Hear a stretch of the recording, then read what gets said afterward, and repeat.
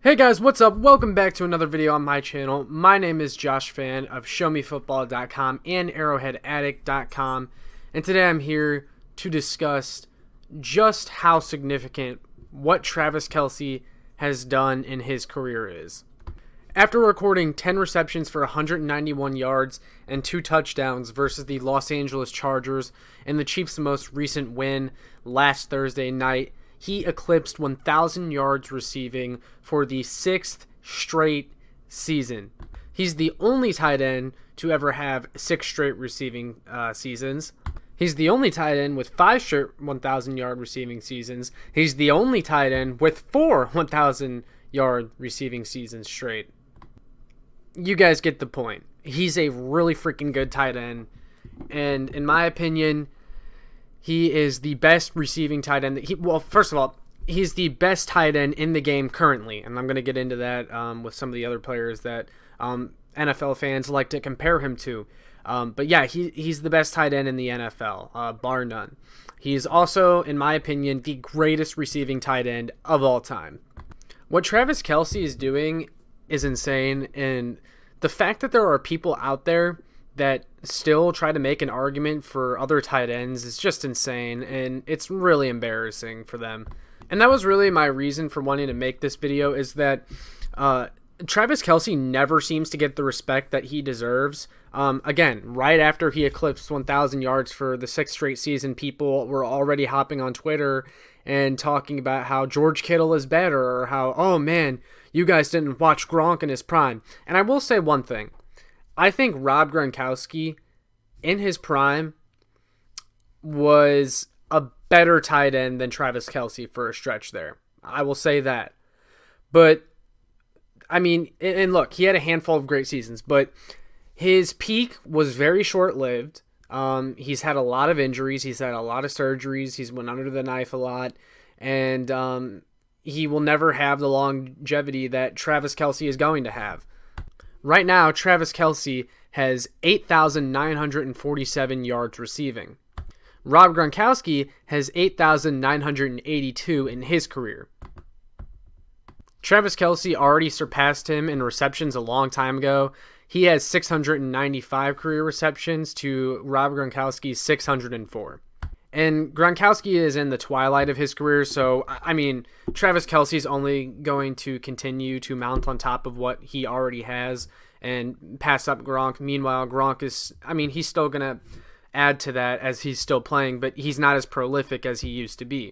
And I know a lot of people, in particular Patriots fans and Rob Gronkowski defenders, will say, well, he did miss a lot of seasons. Well, not a ton, but he did miss a few seasons because he was out of the NFL. You know, when you look at the games that he's missed from injury and stuff like that. But, guys, Travis Kelce didn't even play his entire rookie year. And imagine what his numbers would look like if he did.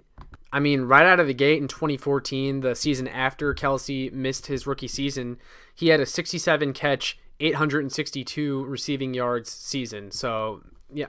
I mean, he easily could have had 800 receiving yards in his rookie year. Rob Gronkowski does have a massive edge right now in touchdowns. He has 92 career touchdowns. Kelce only has 55. And the reason for this is that, see, Andy Reid, this is more Andy Reid and how he uses his players. He does not like to use big frame guys in the red zone and use big body guys as a red zone target, even when they offer that type of skill set. He didn't use Chris Conley like that when he had him. He doesn't use Josh Gordon like that now. They don't have, and really, he hasn't targeted big receivers like that since he's been here. So, yeah, Travis Kelce doesn't have the touchdown numbers that Gronk has right now, but I do expect him to close that gap a little bit, because that's something other elite tight ends that this league has seen, like Tony Gonzalez and Antonio Gates, have over Kelce, is a lot of them have a lot more touchdowns than Kelce, but I do expect him to close that gap over the next several years of his career, because he's actually starting to catch more touchdowns now, more than he really ever has. Last year he had 11. He already has 7 this year and counting. If he continues to stack up double-digit touchdown seasons on top of each other, he's going to close that gap really quick. And as he gets to the latter part of his career, where a lot of his athleticism and what he has starts to decline, he's going to have to use his size more to his advantage than he does now, which I think will make, and let's hope that he's in Kansas City for the rest of his career. But let's just say, like, I don't know, at some point he moves on. He's still going to have a career because of that frame that he has and what he's done in the past. And I think teams will start to use him more in the red zone.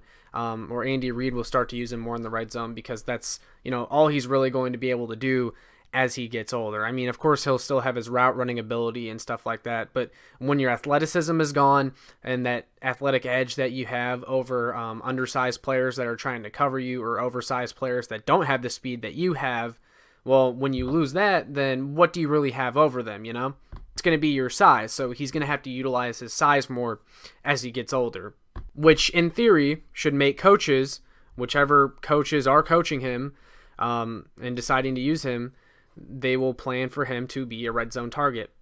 But the fact that he has 6 straight 1,000-yard receiving seasons is just incredible. And then last year, he had the greatest season by a tight end ever, 105 catches for 1,416 yards and 11 touchdowns. No other tight end has ever come close to that kind of season.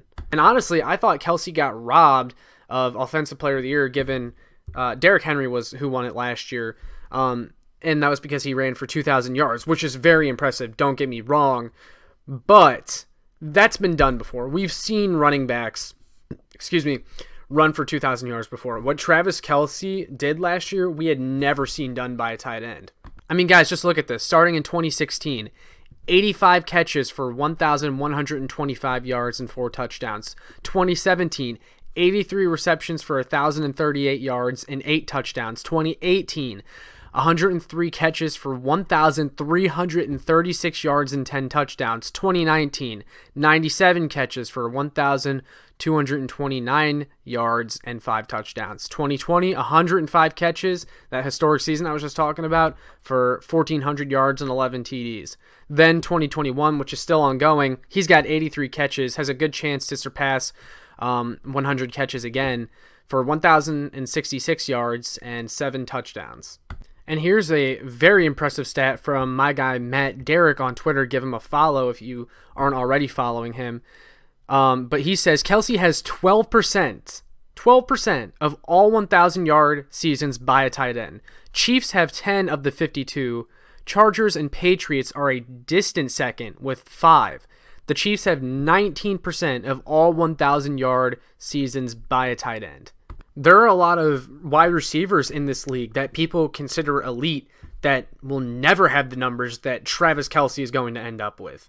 Travis Kelce's durability, especially considering how much these guys try to hit him and take him out through the years, his durability is insane, and that's an edge he has over guys like George Kittle or Rob Gronkowski. People will say, oh, well, they were injured. Well, yeah, Travis Kelce doesn't get injured, guys.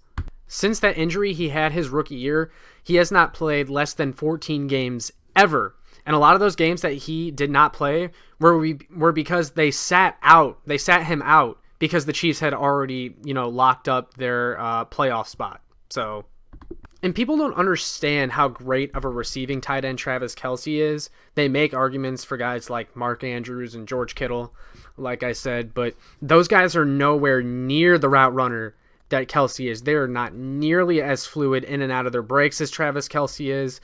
They don't have the hips of Travis Kelce. I mean, his route running is on a whole nother level, and people just gloss right over that. One slight I do have against Travis Kelce, though, is there are some mind-boggling drops here and there that he has that really make you go crazy. But besides that, because he does end up cleaning it up whenever he gets in the skid, but besides that, I mean, there's no tight end that has an edge over him in receiving. His ability to win over the middle, his route tree, the mismatch that he creates for linebackers and safeties. No other player has what he has. Sorry for the sudden change in scenery, but continuing.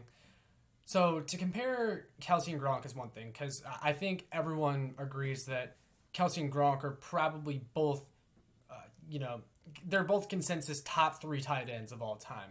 But comparing Kelce to Kittle, Like, that's one that I hear a lot of, is Kelce or Kittle better?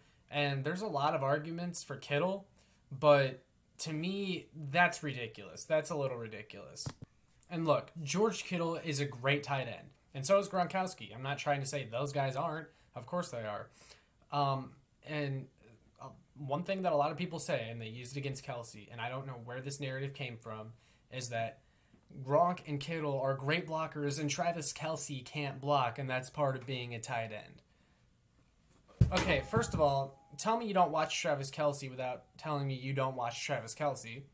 Because Travis Kelce is actually a very good blocker. In fact, last year, 2020, Travis Kelce had a better blocking efficiency than George Kittle, according to PFF. So, I mean, Travis Kelce, he can absolutely block. I don't know where the narrative came from. If you guys have watched the Chiefs for a very long time, they've been using Travis Kelce to inline block and then go and run a route on the same play.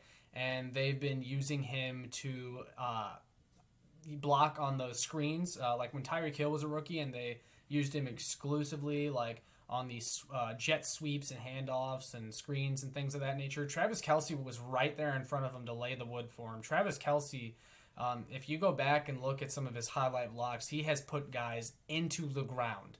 I never understood that narrative that he doesn't block. He might not be as good of a blocker as Gronk or as good of a blocker as Kittle, but to put it into perspective, I would say George Kittle and Rob Gronkowski are here when it comes to blocking, and Travis Kelce is like here. But Travis Kelce is up here when it comes to receiving, and George Kittle is like down here when it comes to receiving. So like, what would you rather have? Would you rather have a tight end that can block but can also be the best receiving tight end of all time, or have a little bit of a better blocker but a significantly lesser receiving tight end? To me, it's an easy decision, especially in a passing league in 2021 in the NFL. And I always hated how people use the blocking argument against Kelce anyway, because, I mean, George Kittle is in an offense in which they ask him to block, so that's why he's viewed as a very good blocking tight end, and that's what they use him for, because it's one of his strengths. You don't want to use players for what their strengths are not, you know? Travis Kelce, I mean, look, I think he's a good blocker, but it's ridiculous to ask him to block as much as Kittle does when he's the greatest receiving tight end. It would be foolish, it would be a crime to not use the greatest receiving tight end of all time as a receiver more than you do a blocker. It's like making Julio Jones a blocking wide receiver. Why would you make Julio Jones a blocking wide receiver when he's such a great pass catcher and such a great receiver? It's no different with Travis Kelce. The whole slight against him because of blocking is stupid. I also see a lot of George Kittle has played with Jimmy Garoppolo. Meanwhile, Travis Kelce plays with an elite tight end or an elite quarterback in Patrick Mahomes. Well, guys, Travis Kelce was still putting up 1,000-yard seasons with Alex Smith at quarterback, and Alex Smith is the definition of game manager. Okay, yeah, he had a couple really good seasons in Kansas City when Kansas City had a really good roster around him. But at the end of the day, he never made it past the divisional round in the playoffs. At least Jimmy Garoppolo can say he made it to a Super Bowl, and that a lot of it was because that the 49ers, they didn't ask a lot of Jimmy Garoppolo, but still he can still say he's made it to a Super Bowl. Jimmy Garoppolo was good enough at quarterback that he made it to a Super Bowl, and he also threw for nearly 4,000 yards in that year they went to the Super Bowl. And when Travis Kelce and George Kittle were both in that 2019 Super Bowl with the Chiefs and Niners, Travis Kelce significantly outperformed George Kittle. Head-to-head, Kelce was better.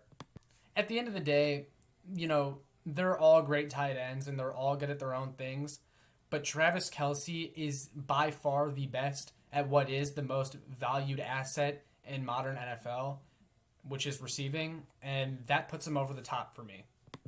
I mean, just the way he can run routes, the way that, like I said, he can get in and out of his breaks and make defenders look silly. I mean, some of the most elite defensive backs in this league have not been able to cover Travis Kelce. He put Denzel Ward on skates in the AFC divisional round last year.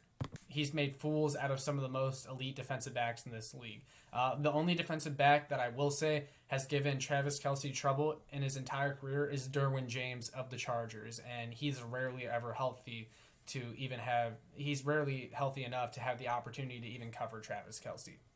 So what? The Chiefs' offense doesn't ask Travis Kelce to block as much as the Patriots did with Gronk or the Niners do with Kittle. Yeah, the Niners are an offense that likes to run the ball a lot, so they asked George Kittle to help block in their running scheme a lot. The Chiefs are not a run-heavy team. They're a pass-heavy team, and it's because they have the greatest receiving tight end of all time. So again, why would you not use that? Why would you make Kelce a blocking tight end? That's just stupid. But yeah, that's my rant. That's all I have to say for this. I just wanted to make a video putting a spotlight on Travis Kelce and putting these stupid debates for other tight ends against him to rest, because Travis Kelce is in his own stratosphere. 6 straight 1,000-yard receiving seasons, and he's probably going to make it 7 next year. So he's getting to the untouchable range. Travis Kelce is amazing. That is all. So for those of you that are watching, let me know in the comments what your thoughts are. If you agree, disagree with anything I said, would love to hear it. Make sure you like, share, and subscribe so more Chiefs fans can find this, and I will see you all in the next one.